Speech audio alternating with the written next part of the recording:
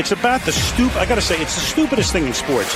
Gets the ball, gets back, pulls up for the win. Got it! Detroit basketball. Oh, Holloman looks the clock, half court for the win. Oh! The Lions go for it. The Vikings bring it in. The pass is a touchdown to give. Javi Baez, homered earlier. First one, in the air, deep left field, again!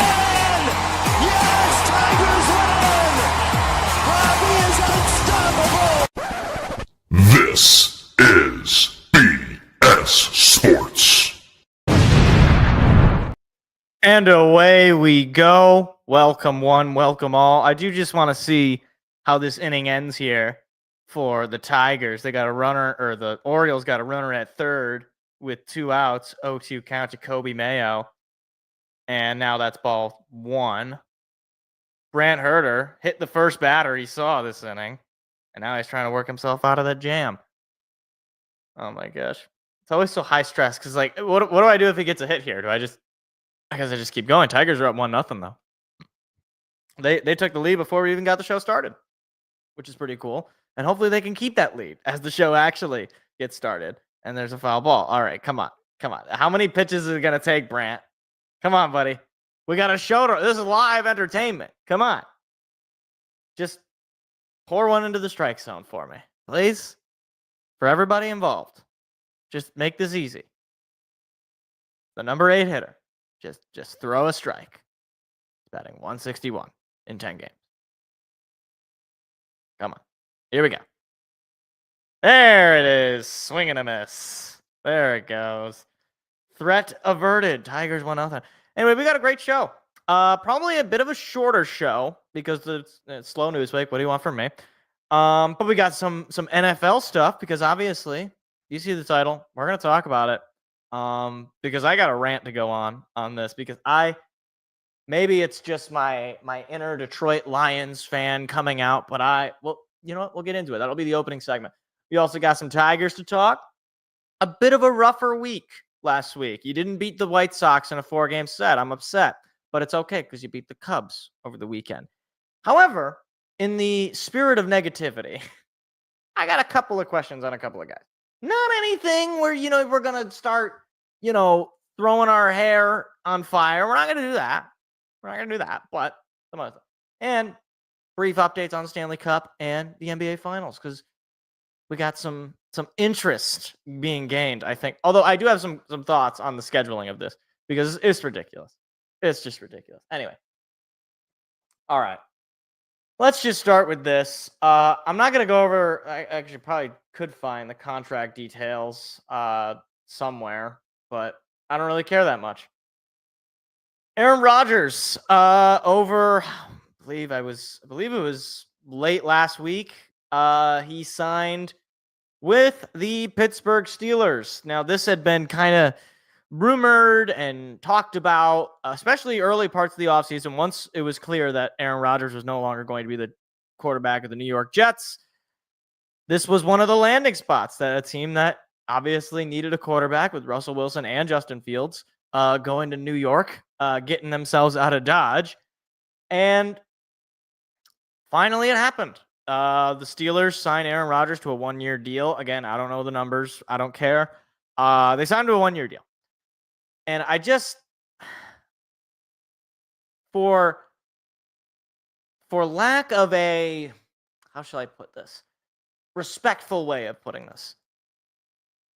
Why is anybody signing this loser? And I don't mean, oh, well, he's been on bad teams. He's been on bad teams. There's no doubt about that. But you know what else is the problem with this guy? He's been a part of the bad team. He's part of the reason the teams that he's been on the last 3 seasons have been bad. Let me just give you a stat that I was going to look at his stats here. So since 2022, he has a record. And you could say, okay, not a quarterback stat, fine. He has a record of 14-21. By my numbers, that's a losing record. You know what else is crazy? He's got more interceptions than he does wins. Let me say that again. In 3 seasons, including 1 season with Green Bay, so you can't say it's just the Jets, he's got more interceptions than wins. And even if you want to say, well, he didn't play any games in 23. Okay, fine. That's still, like, in 2 seasons, he's got more picks than wins. Like, how is that any better? It's just absurd. And it doesn't get much better. He's got a QBR on Football Reference of 43.3. He's been sacked 73 times. He's got a completion percentage of 63, which is I think, okay. It's like mediocre-ish. He's got just 7,000 yards. He hasn't had a season where he's thrown for 4,000 yards since 2021 when he won the MVP.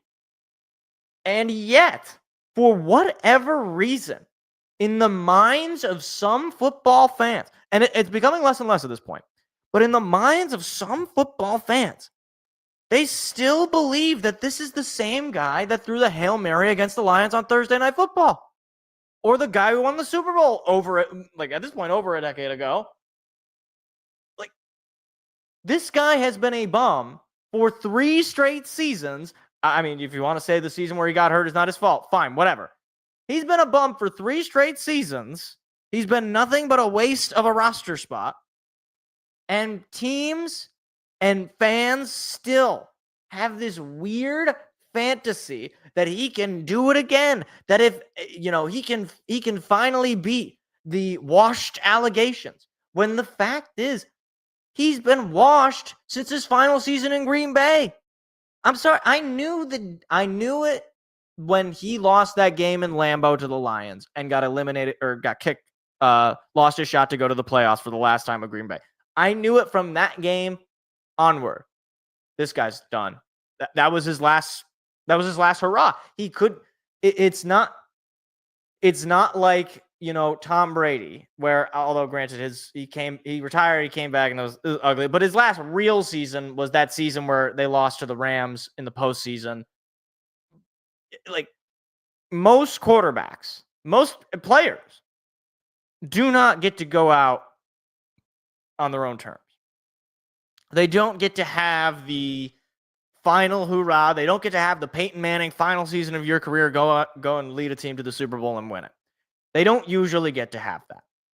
What they usually get to have is 23 interceptions to 14 wins. That's what they usually get to have. However, Aaron Rodgers, despite all of that, is just immune to this. Like, he seems to think that he is immune to the fact of life, which is that time passes you by and your best years are well behind you at this point. I mean, look, obviously, if a team's willing to sign you, you sign the paperwork, you get an extra however many millions of dollars. I'm not going to fault the man for wanting to get some extra money. But I think this guy genuinely thinks he still has it. Like, there was no evidence that I could find when he was the Jets quarterback last year that he felt as though he had a part in their failure. I'm sorry. You can go 5-12 and pretend that it's not in part because of you. But let's just be honest with ourselves. It's because of you. A lot of it. Like, you don't go 5-12 because your quarterback's super good. All right? Like, you don't go 5-12 because your defense is just really bad. All right? You go 5-12 because your team stinks and you don't have any leader and nobody likes you as a quarterback. Nobody. But the Steelers, who I thought, and many people seem to think, are one of these well-respected, winning organizations that doesn't just, chase the fanciful and chase the popular move. They do anything it takes to. And it's like, well, I don't know. You haven't had a good quarterback since Ben Roethlisberger. In fact, not even that. It's not that you haven't had a good quarterback since Ben Roethlisberger. You haven't had a good quarterback since, I don't know, maybe 5, 6, 7 years ago, Ben Roethlisberger. Like, I'm not going to go down that rabbit hole, but you can go ahead and look at his stats the last few years of his career. He was terrible. And since he's retired, they've had they've had a different quarterback every single year. They've had Kenny Pickett, they've had Russell Wilson, they've had Justin Fields, they've had Mitch Trubisky, I believe, started a game. They've had what's his name? Mason Rudolph, I think, started again. And it feels like the Steelers are the Jets with better PR. And that's gonna anger some people. But frankly, ask any Steelers fan. Like, has it been fun to go 9-8 and never win your division, never win anything meaningful in the postseason, and every year not really know the fate of who's going to be your quarterback? I mean, like, I'm not going to say that Kenny Pickett was some superstar stud in the making, but to get rid of him after basically only one season for Russell Wilson and Justin Fields, this is supposed to be the winning organization. This is supposed to be the standard bearer. Sorry, not sorry. This organization stinks, and it stunk for, at least half a decade at this point. And so, what do bad organizations do? They do stuff like this. They bring in guys that are all name and no substance. They bring in guys that have very little leadership qualities at this point. And it's a storyline. It gets people talking about the Steelers. Hey, I didn't think I was going to talk about the Steelers going into this show, but it is what it is. And if you want predictions, yes, Aaron Rodgers will fail here too, because he's failed. Since his last season in Green Bay, he has done nothing but fail. You can call it me hating Aaron Rodgers because I'm a Lions fan. Okay, most of the time that he dominated, Lions were not even a factor. Okay, so you could throw that out. He's been terrible for, at this point, 3 seasons. He's going to be terrible for a 4th season. And if some team after this year decides they're going to sign him, let alone that team being the Steelers, then I got nothing. Then I wish my name was Aaron Rodgers, because then I would be able to sign for millions of dollars, because it's basically the same thing. It's basically, it'd be as if you got me, all 5'7" of me out there playing quarterback, because it's pretty much the same thing. On another note, a slightly more humorous note, I saw some video footage of Aaron Rodgers at, I don't know, not spring training, the mini camp or whatever it is. Who is sizing this guy's helmets? Every time, since he's been on the Jets, the helmet looks like he's wearing like an astronaut helmet. Can we please get the man a smaller, more correctly fitting helmet? I don't know. Maybe I'm the crazy one. It looks like a bobblehead. It's ridiculous. But, hey, I'm looking forward to getting to play Aaron Rodgers this year, because the Lions do play the Steelers. So going to be looking forward to beating him one more time, because it's been a few years since we've gotten the pleasure of doing that. So fun stuff. Rest in peace if you're a Steelers fan, honestly. If you know any Steelers fans, please reach out to them. And what do they have to be sad about? They won all those Super Bowls. Please. You deserve a little bit of sadness and pain, Steelers fans. It's good for you. Builds character.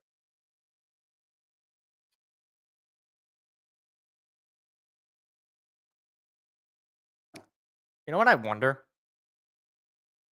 I wonder who has more interceptions this past 3 years. Aaron Rodgers or Jameis Winston? I'm going to assume Jameis Winston, just because he's played more games. But I'm actually curious. Let's look it up. Because actually, it might even out, because Jameis Winston wasn't starting necessarily every game. Okay, let's see.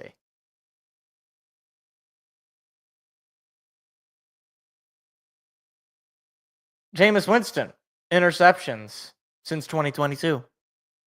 20. Aaron Rodgers, interceptions since 2022. More than 20. 23 to be exact. Now, granted, Jameis Winston has played in just 10 games, going 3-7. As a starter, I should say. He's played 22 games total, but he started just 10. So, but that's still crazy, actually. That's like that. I mean, I guess he didn't start any games in 23, which is crazy. I thought he did. He started some games in 22. Then he started more. He started 7 games last year for Cleveland. That's still crazy, though. That's just, wow. I didn't think that I just kind of pulled that out of my behind, and I thought it was going to make me look really stupid, but no, wow, that is terrible. That's probably the worst stat I think I've ever gotten to react to live on a show. Jameis Winston has more interceptions in 3 years than Aaron Rodgers. Or other way around, Aaron Rodgers has more interceptions in 3 years than Jameis Winston. That's not good. That's not good. And it's even crazier because, I mean, I guess they've obviously Aaron Rodgers started more games, but like, I can't get over that. I don't start naming other quarterbacks because now I want to see how many of these other quarterbacks have more interceptions. Okay, let's look up Jared Goff because I mean, maybe this is just a bad stat to be pointing out. Maybe. Okay, Jared Goff has 31 interceptions in 3 years. Although, granted, again, he played one extra year, so there's that. But he's also got way more yards. So a lot more yards. That's crazy. Yeah. Jared Goff has played all 17 games for the last 3 years. Aaron Rodgers hasn't done that, like, ever. Not ever. He's done it before. Wait, actually? Has he done it? Yeah, he's done it before. Please. What am I talking about? He won MVP. He's definitely done it before. Lions re-signed Sue for a 1-year deal, and it will be against the Steelers. How old is Ndamukong Suh right now? How old is he? He's 38 years old. You know, he could probably still, 38 years old, you know, he could probably get some snaps. I mean, he was playing for Philly just a few years ago. He never started, but he played 8 games. He had a sack. Wow, I didn't know that. He had a sack with the Eagles. That is the weirdest. Can somebody find the clip of that stat? Was it COVID? I remember he had some other injury where Tim Boyle came in, and that was like the darkest times because we were like, all right, Tim Boyle, maybe we got something with him because Jared Goff was not good that year. At least not until maybe the stretch of final 5 or 6 games or so, something like that.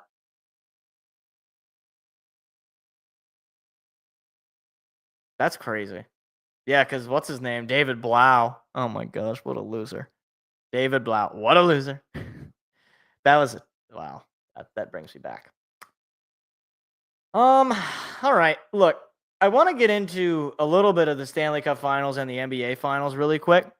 But here, I have a little bit of a grinds my gears section. You know what really grinds my gears?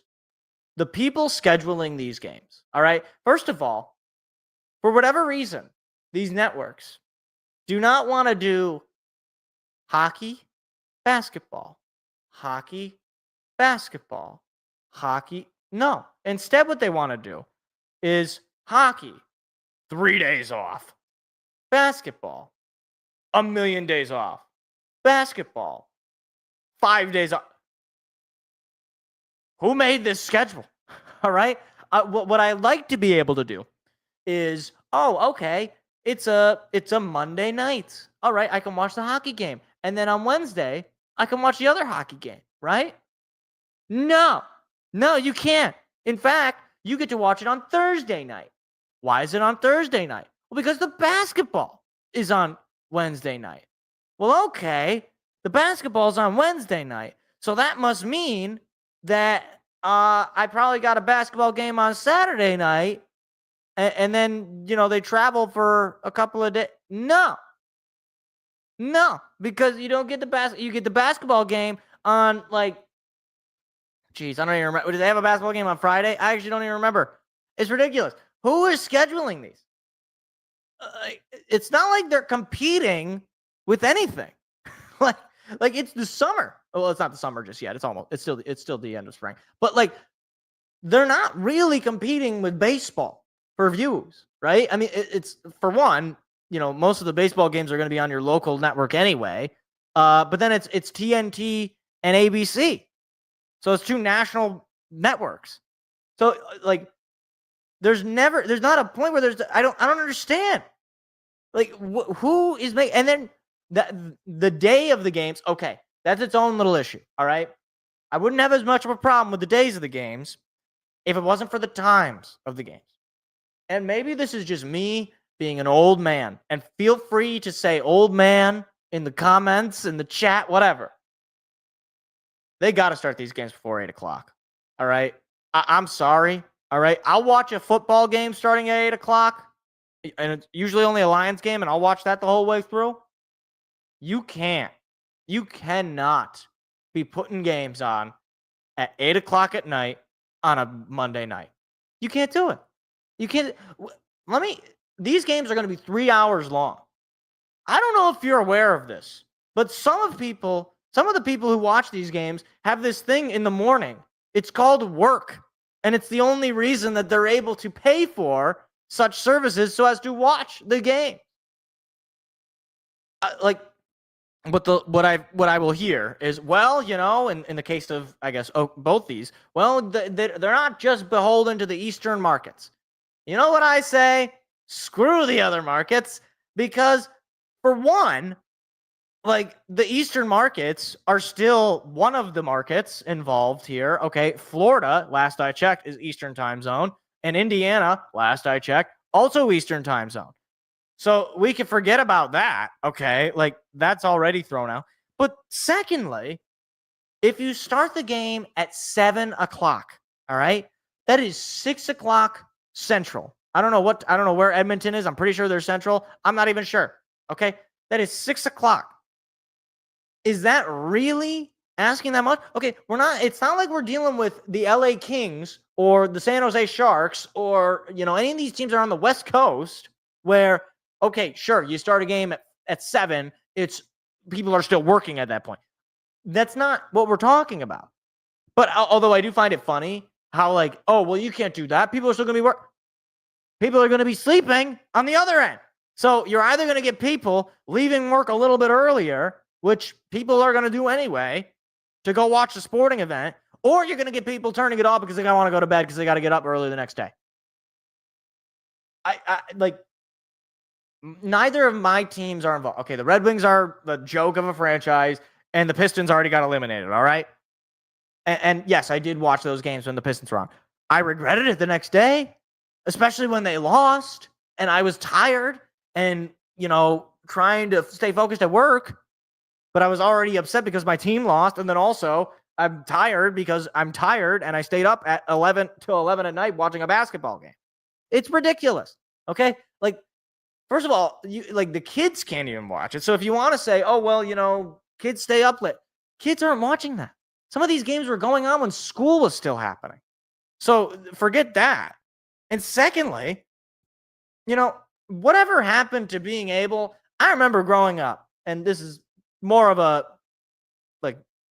I don't have too many memories of this. I remember growing up, we used to get all the families in the neighborhood. We'd go and we'd watch the Stanley Cup game, and we'd be able to pretty much watch the whole game. And I was a pretty young kid when the Red Wings were in the Stanley Cup. Now, maybe I watch like a period or a period and a half. I can't do it. And I don't think most of these kids can do it. They already have attention deficit disorder. They already need, Subway Surfers playing in the corner in order for them to focus on anything. You start the games at 7 o'clock, and not this 7 p.m. is when the broadcast starts and then the puck drops at 7:30. I mean, puck drop 7 p.m. sharp. You finish the game just at around 10 o'clock. Just the perfect time for people. They can go to bed right as the game is over. And if the game is pretty far from being over, okay, I can go to bed and it's like 9:30, 9:45. Maybe this is just old man, but it's ridiculous that games are starting at 8 o'clock. Let alone I think one of the basketball games started at 8:30. 8:30? What do you think? Like, this has to be hurting viewership, or maybe I'm just crazy. I don't know. Let me know. Am I the crazy one? Because I feel like this is the most passionate I've been about a lot of sports topics in a very long time.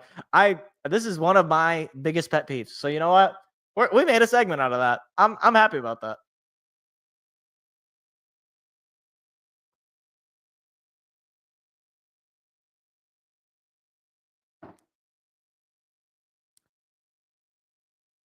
Games on different channels, streaming only. First game between Tigers Cubs. Yeah, that's right. That was on the Apple TV. Two of MLB's best teams playing in a potential World Series preview. Two of the most passionate fan bases in baseball. Big rivalry. Where is it? Apple TV. It's true. It's true. Now, I will sooner allow for something like that Because, look, for one, it's 1 out of 162. And these streaming games, okay, I'm not a huge fan of them because it means I just don't watch. Like, I see a games on Apple TV, it's like, oh, okay, I'll just watch something else. But at least with those, it's like, okay, we're not putting the World Series on Apple TV. That's just never going to happen. Fingers crossed. But you put something where you can kind of show your product to maybe people who, I'm just like, I don't know, random guy who's like, oh, I don't watch regular TV. I'll just have Apple TV. And then, I don't know what to watch. Hey, there's a baseball game. Okay, maybe I'll give it a shot. And you introduce them to the game. And as far as the actual look of the broadcast, I actually really like the look of the Apple TV broadcast. I can't speak to the commentators because, well, it's Apple. So they're not sending their best, but it's fine, he said, kind of half jokingly. Game 4 was the only game of the Pistons-Knicks series that had a decent start time, with it being at 1 versus the others that started at 7:30. See, I'm pretty sure some of those games started at 8. Although those games might have started, you might be correct. They might have had a 7. Excuse me, they might have had a 7:30 start on at least one of them. But I just can't get behind this because it just doesn't make any sense. People are not going to stay up that late when they got to go to work. And maybe I'm just not that passionate. Okay. I'm not a fan of either of these teams, right? I'm not a Florida Panthers fan. I'm not an Indiana Pacers fan. I'm not an Oklahoma City. I'm not. Understood. And Frank, if it was my team, yeah, I probably would stay up. But do you know how much that limits you? I mean, like, I want to watch the games. Like, this is the thing. You are turning away a customer who is not a part of the markets that are being presented, who wants to watch. It's not like I'm just like, whatever, I'll not turn it on at all. No, I want to watch. I enjoy watching championships. Apparently they don't want me. Okay. Fine by me. I guess I could talk about the actual series themselves. In the NBA Finals, Halliburton, man, game 1, shocker. I went. This was a game that was on a little bit late, and I was like, whatever. I'll just like turn it off because it looked like Oklahoma City was just running away with it.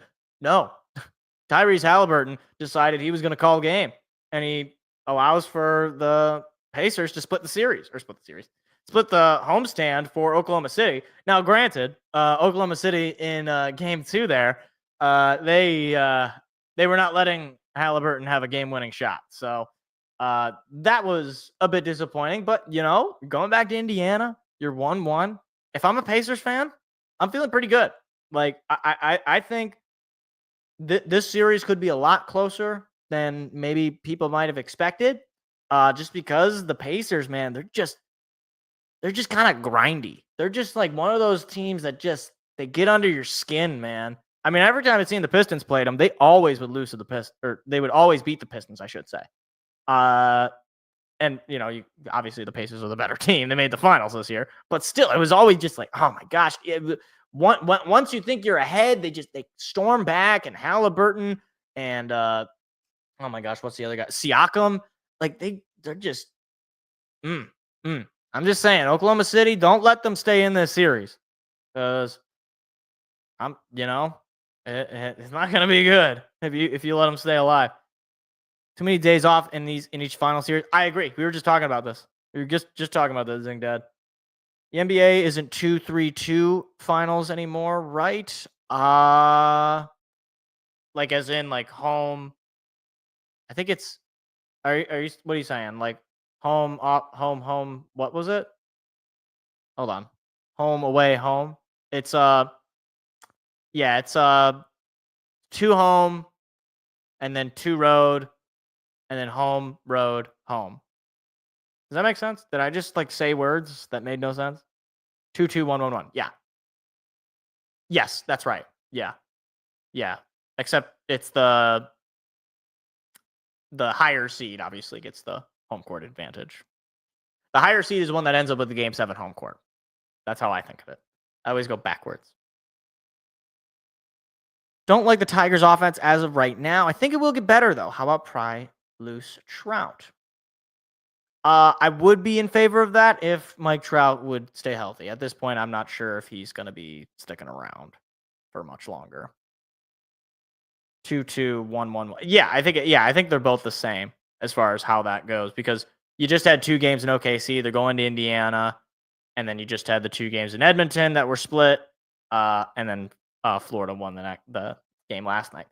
And speaking of, game 1, let's just be honest with ourselves. Florida could be up 3-0 in this series. Like, as much as I love to see Canada lose, I'm not going to say the series is over because it's not, obviously. But, man, you hate to see it. You hate to see it. Like, first of all, game 1, the Panthers blow a 3-1 lead and then lose in overtime. I was very upset with them. And then game 2 comes along, and I'm listening to the game. I'm watching the game. It was one of those nights where I actually could watch the game, and I'm falling asleep. I'm like, okay, can we? It's like right near the end. You're up 1 goal. There's like 10 seconds, and then they let a goal in with like 10 seconds to go, and I'm like, going to bed. And that's what I did. And apparently I made the right decision because it went double overtime, and the Panthers did end up winning though. And then they just murder in their first game at home. They win 6-1. And so now they're up 2-1. They could be up 3-0, frankly. They played well enough to be up 3-1. Are we just in the midst of a Florida Panthers dynasty in the waiting? And furthermore, does God hate Canada? These are questions. These are very good questions. How about Bichette from Toronto? That I like. And Wenzel Perez, I think, just hit was that a double? I thought that was a home run. No, it came back out. Bichette, I do like. I wonder what it would take to pry him loose. He would be a rental, though. I don't really want to sign him long term. Although I was hearing like some people were saying like depending on what. Okay, that was off the wall. Depending on what it would take to get him, I'm not sure I'd pay the piper there, pull the trigger there. Like I heard somebody say like if you had to give up Kerry Carpenter, would you do it? And I'm like no, no, I'm not doing that. Kerry Carpenter. I'm not saying he's Barry Bonds, but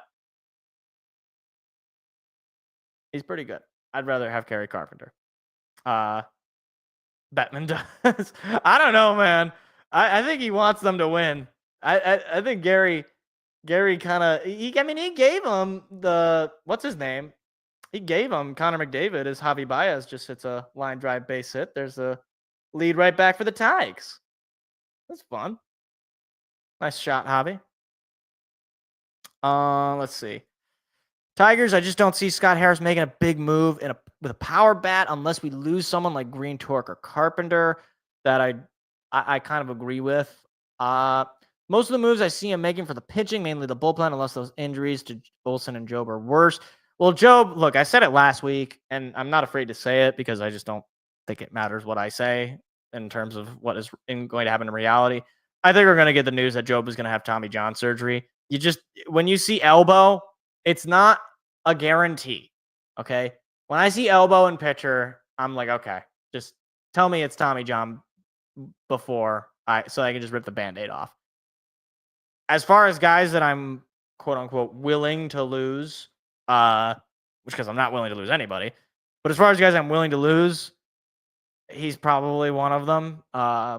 It sucks for his development, so maybe long-term it's not great, but short-term, he was a rookie pitcher. He was having a decent year, but not a great year by any stretch of the imagination.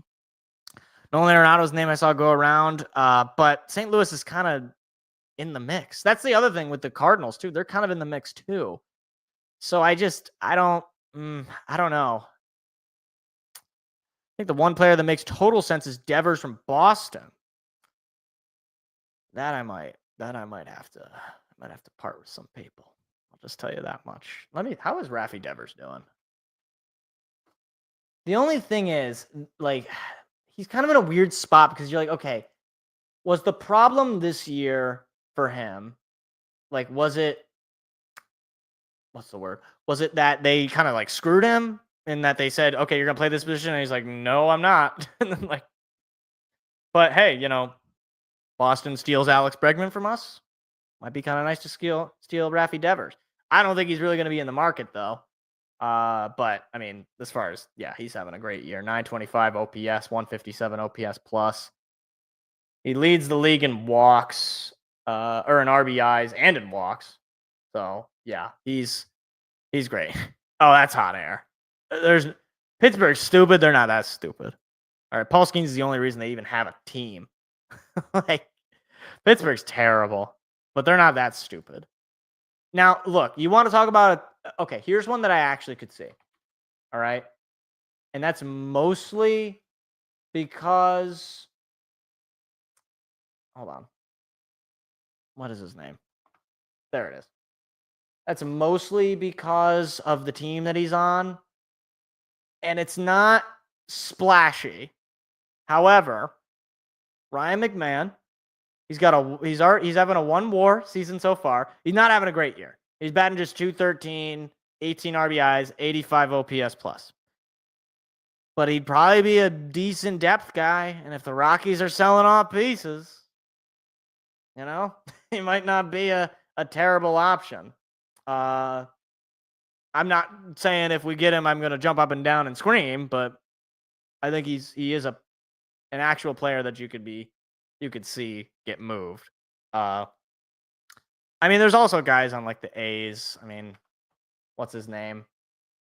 What is his name? Wow, Gio Urshela is on the A's. I did not know that. Brent Rooker. He's another one of these guys batting 125 OPS plus, 267. He could be a guy that's on the move. Shea Langoliers, catcher. I mean, I don't think we really need that. We'll get a better idea of who's really available as you get closer to the end of July anyway. That's not to just totally, ignore the conversation, but it's pretty hard. Like at this point, you're just kind of making guesses. But I do have one more on the Tigers since we're talking about it. So last week they take 2 out of 3 from the Cubs over the weekend. They split the 4-game set with the White Sox on the road, which I was not too happy about, especially Friday or Thursday's game. I was not happy about because you came back and then you get walked off to the White Sox, which is just terrible. But I mentioned this last week. This month for the Tigers, as far as schedule goes, I don't know what the rest of the months look like. I haven't looked at them. But just based on what I'm looking at right here, you've got to take advantage and you've got to get to 50 plus wins. Well, I mean, you probably will just based on the way you're playing, but you really got to take advantage this month. I mean, right now you got the Orioles, you have 2-1 against them. You already played the hardest team you're going to play this month in the Cubs, and you beat them 2 out of 3. You got the Reds over the weekend at home. I think it's fair to say that's probably 2 out of 3 in your favor. Then you got the Pirates at home. Once again, probably 2 out of 3 in your favor. The Rays on the road, they're playing in a minor league stadium. I think they're playing in a spring training stadium. Basically a neutral site game. Rays aren't very good this year. You got the Athletics at home, and then you got the Twins at home. I mean, outside of the series against maybe the Twins, and I'll even say maybe the Rays, you should be winning all those series. And at that point, you should be close to, depending on what the results of the other games are, close to, let's see where they are in the standings right now, close to a double-digit hold on the division, especially if you win 2 out of 3 or 3 out of 3 against the Twins. Because right now you got a 7-game lead for first place in the Central. If you can get that to double digits going into the month of July, you're sitting pretty. And obviously it's a long season, post All-Star break, a lot of things can happen. The Tigers went on a crazy run to make the playoffs last year. I'm not going to rule out any team. But let's see, 20-10 in their last 30. Yeah, they've been playing a lot better, but overall in the year they haven't been that good. But yeah, the Rays are probably the team outside of, I guess, the Twins series where I'm like, okay, that one I could maybe see losing. But in general, I'm not really worried about those games. Although I do kind of want to see what that like. They're playing in like the Yankees spring training arena, park, right? Isn't that what they're like? So I mean, in their case, I was gonna say cheap owner, but in their case, their arena got destroyed in a hurricane. So it's like, yeah, they didn't exactly have a stadium in place, but they are still in a weird spot as far as new stadium goes. But still, it would be funny if the Rays did what the A's did, and move to the rivals. that would be kind of funny. Oh, okay, that makes sense.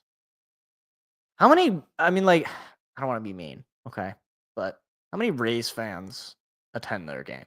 I don't watch a lot of Tampa Bay Rays baseball. I'm sure you guys don't either. But if you ever see any highlights, is it ever like what's the deal? What's the vibe? I'm gonna be honest too. I probably couldn't name you a player on the Rays. I just know that they're kind of mid, just based on the record and the standings. Like they're 36 and 30. They're above 500, but they're I don't know. It's like the Rays. It's the Rays. I'm gonna feel like an idiot when we lose 2 out of 3 against them, but whatever. Fine. Either way, that was part of what I wanted to say. The other thing that I wanted to say, look, and it was alluded to a little bit by you, Zing Dad. So shout out Zing Dad. Wanted to just do a little bit of a wellness check on a couple of players. All right, we're not panicking. All right, we're not screaming. We're not gonna throw our chairs out the window. We're not gonna burn our jerseys. None of that. However, a couple of players that I just want to talk about. All right, just want to talk about because it's something worth investigating. Okay, Riley Green, he's been fantastic in his last 30 games. He's been 300 with an 800 OPS. He's been fantastic. All right, great, love him. 30 games, he's got 42 strikeouts. Can't have it. Can't have it. No. I don't know exactly what his strikeout rate is relative to other players. I'm pretty sure he's one of the top strikeout hitters in the league. Again, I don't know what is happening because I can go to his baseball reference page real quick. I'm pretty sure this is career highs for him in the strikeout rate. Let's take a look. Is this? Yeah, this is a career high strikeout rate of 32%, and a career low in walk rate. Again, he's having a great year. All right, I'm not here to just dogpile on Riley Green.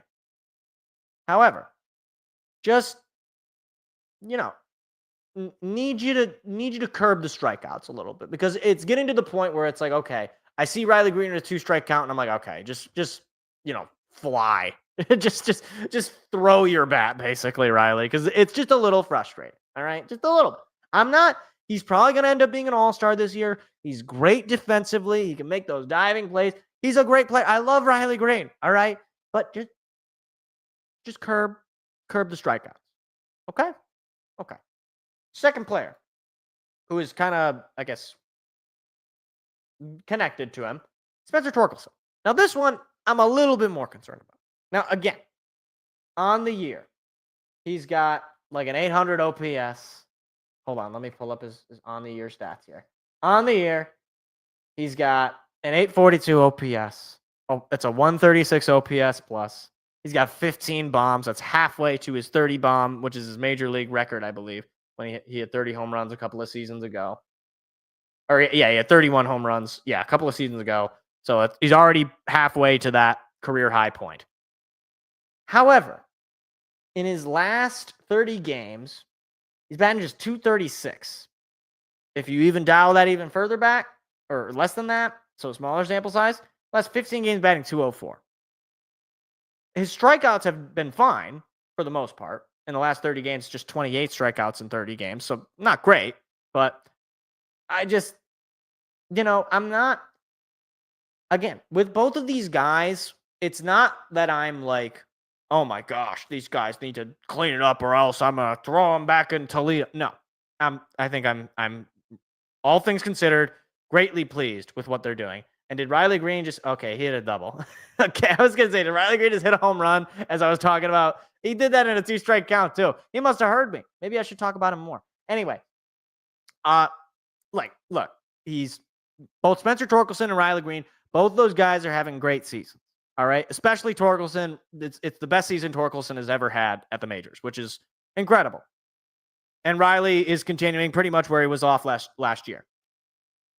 I'm not at the point where I'm like, okay, we need to have a serious intervention. However, there's just some things that I want to see cleaned up. Maybe call me old school, call me a nerd, whatever. All right. I just don't like the number 230 in my batting average line on a box score. I just don't. All right. When I see 230, I think, okay, this guy's pedestrian. And now I understand OPS is a much more impactful stat in nowadays game. And Spencer Torkelson has been fantastic in the OPS. He gets on base. He draws walks. He hits for power. All that fun stuff. He leads the team in RBIs and home runs. Understood. I'm just saying, can we just get that average up to like 250 torque? And for Greeny, can we just bring the strikeout rate down to 29%, 28%? And then bring that walk rate up 2-3 percentage points higher. You know, just for funsies. All right. Just for funsies. I love both these guys. I'm having a lot of fun watching both of them play game. And Riley Green just scored here on a Dylan Dingler RBI. So I don't know. Maybe Torkelson will hit a home run here just to make fun of me even further. But I guess I just want to see both those guys kind of go on a little bit of a tear here. Like, you know, I don't want to go crazy, but let's just say 5, 6, 7 game hit streak for both of them. I mean, I'm sure I don't know what Riley Green is at this point, but Torkelson, obviously, he had a hit on Sunday. So yeah, I think he had multiple hits on Sunday. So he's over 2 tonight. So watch, he's gonna hit a home run here because I talked about him. That would be good, actually. I'd be very happy about that.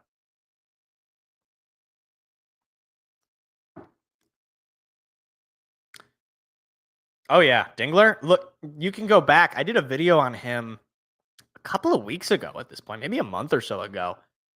I gotta say, okay, look, I don't know if people are locked into some of the sports talk radio personalities in the Detroit area, particularly on 97.1, the ticket, as they say. I'm not here to endorse any or all of the views that are espoused on that radio station. Some of them I agree with, some of them I don't. And this one will come as a shock. One Pat Caputo. And now, if you know Pat Caputo, you know he's kind of viewed as this hard-ass, annoying, not interesting, he doesn't get a lot of respect. But Pat Caputo, this guy was insistent all offseason and then all early of this season, Dylan Dingler's going to hit. I was like, okay, whatever you say, Pat. And he's been absolutely right. So shout out Pat Caputo. He's been right on with Dylan Dingler, and he's been one of the best catchers in baseball.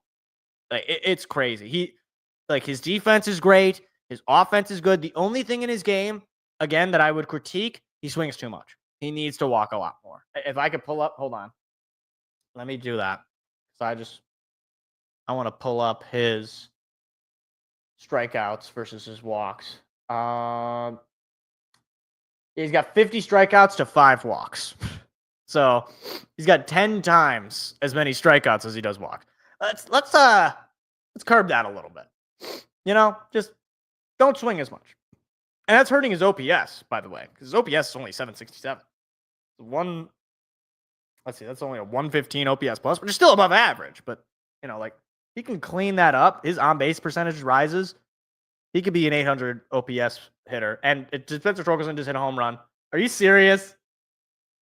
Oh, we did! He just hit a home run! Oh, my gosh! He literally just hit Guys! All right, you know what? Next week, we're going to do a topic on Casey Mize. We're going to We're going to do a Javi Baez conversation. Who's been struggling as of late? I can't believe it. Yeah, he's an older guy. Caputo, he's the older guy. He's got glasses. I don't know if he wears a baseball cap. I don't really I kind of know what he looks like just based on the picture of him, but I don't know how old that picture is. Wow. I can't believe I literally said, go back, rewind the tape, and you'll have me watch. Torkelson's going to hit a home run. Yeah, just hit a 2-run home run. Tigers are up by, 4 runs at this point? I think it's 5-1. And that was a deep part of the field, too. Oh, my goodness. He got all of that baseball. And I will say this, and I know he had like a change in his stance and everything. Torkelson's swing is so pretty. And this is nerd stuff. People, like, I understand that this will go beyond a lot of casual baseball. When I see his swing, it's just so smooth. It's so organic. It's like when he gets full contact on a baseball, it just rides with it. It's wonderful. I love it. I love it so much. It's not the prettiest swing in baseball in general, because that's Shohei Ohtani. That is, I could watch Shohei Ohtani swing at pitches, and it's Scott B. System ignores torque batting average. Apparently, I should just ignore batting average, because apparently it doesn't matter. It matters to me. It's still real to me. Damn it! Like that wrestling guy. I just can't believe I was kind of kidding when I said, "Oh, watch, Torkelson's gonna hit a home run." I mean, of course I was kidding. How could anybody have predicted that? Anyways, we'll at least see the end of this inning, because it's 2-1 count McKinstry. I gotta say, I really like the Orioles ballpark with bricks on the back. Although they do still have that same tunnel that Comerica Park used to have. Is that going to drop? Yes, it will. Oh, my gosh. That's triple. That's another triple for Zach McKinstry. Oh, my gosh. 2 triples on the day. We're going to have to do a Zach McKinstry talk.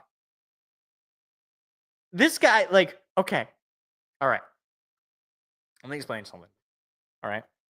I have been on the Zach McKinstry hater train since he got here, pretty much. I was like, this guy's nothing. He's a utility guy, but whatever. He's not going to be on the team when the team is good. I'd like to submit my Zach McKinstry hating apology form, because all this guy does is hit this year.